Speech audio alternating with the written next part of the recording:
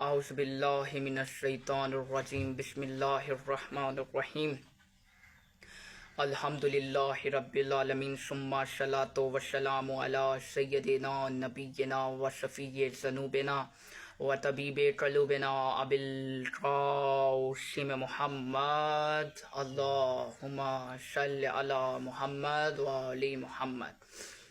کہ عزیزان، آج سب سے پہلے میں آپ کو رمضان المبارک کی مبارکباد پیش کرتا ہوں، اور اس کے بعد میں یہاں پہ یہ کہنا چاہتا ہوں کہ جب ہم رمضان کا نام سنتے ہیں تو رمضان کا نام سننے سے ہمارے ذہن میں سب سے پہلے کیا آتا ہے؟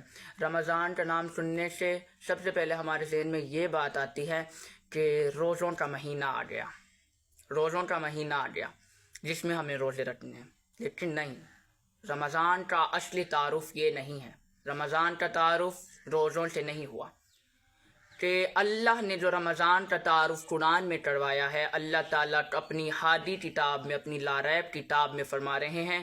سورۃ البقرہ آیت نمبر 182 میں اللہ فرماتے ہیں کہ رمضان وہ مہینہ ہے جس میں نے قرآن کو نازل کیا۔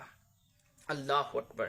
یعنی اتنا فضیلت والا مہینہ، اتنا رحمت والا مہینہ جس میں اللہ نے اپنی کتاب، ہادی کتاب، وہ کتاب نازل کی۔ اللہ فرماتے ہیں کہ یہ وہ کتاب ہے جس میں لوگوں کے لیے ہدایت ہے، اور یہ حق و باطل کے درمیان ایک امتیازی نشانی ہے، ایک امتیازی نشانی ہے۔ تو پھر اللہ فرماتے ہیں کہ یہ وہ مہینہ ہے، یہ وہ مہینہ ہے، اتنی رحمتوں والا مہینہ ہے کہ جو لوگ عام دنوں میں دعائیں مانگتے ہیں ان کی دعائیں قبول نہیں ہوتی، لیکن اللہ فرماتے ہیں یہ وہ مہینہ ہے جس میں نے دعاؤں کی قبولیت کے دروازے کھول دیے ہیں۔ جتنے عمل، جتنے نیک اعمال ہو سکتے ہیں آپ اعمال کریں، کیونکہ اس مہینے میں میری قبولیت کے دروازے کھلے ہیں۔ اور اس کے بعد ابھی میں آپ کو یہ بتانا چاہتا ہوں کہ روزے کا مطلب کیا ہے؟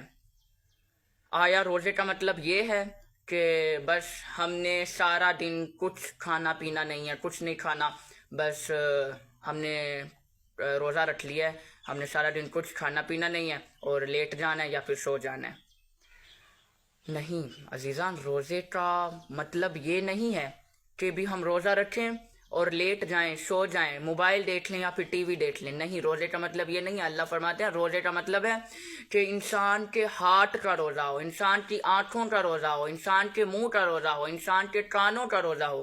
ان سب سے کیا مراد ہے؟ ان سے مراد یہ ہے کہ نہ انسان روزے کی حالت میں ہاتھوں سے کوئی گناہ کرے، نہ کانوں سے کسی کی غیبت سنے، نہ ہی منہ سے کسی کی غیبت کرے، اور نہ ہی آنکھوں سے کوئی گناہ دیکھے۔ یہ ہے روزے کا مطلب۔ تو جب انسان ان سارے نقشے کے اوپر عمل کر لیتا ہے تو پھر اللہ فرماتے ہیں وہ انسان، ہم نے لوگوں کے اوپر اسی لیے روزے فرض کیے ہیں۔ اللہ قرآن میں فرما رہے ہیں کہ ہم نے انسانوں کے اوپر اسی لیے روزے فرض کیے ہیں تاکہ انسان اہل تقوی والوں میں سے ہو جائے۔